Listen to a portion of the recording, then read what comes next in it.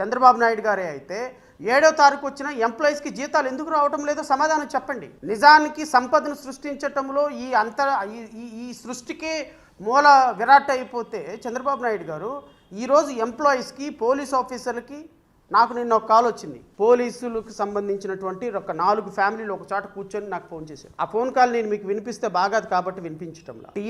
TA లేవు, వాళ్ళకి సంబంధించిన ఎలవెన్సెస్ లేవు. ప్రతి పోలీసు కానిస్టేబుల్, పోలీసు కుటుంబం అప్పులతో బతుకుతున్నాం సార్ అని కన్నీళ్ల పరవింతరం అయ్యారు. ఒక్కసారి మా గురించి మాట్లాడండి సార్, ఒక్కసారి మా గురించి స్పందించండి సార్. అప్పులతోటి బతుకుతున్నాము, ఈ ప్రభుత్వం మమ్మల్ని రోడ్డున పడేసింది సార్. ఎంతో నమ్ముకొని నారా లోకేష్కి ఓటేస్తే ఈరోజు అన్యాయం అయిపోతున్నాం సార్.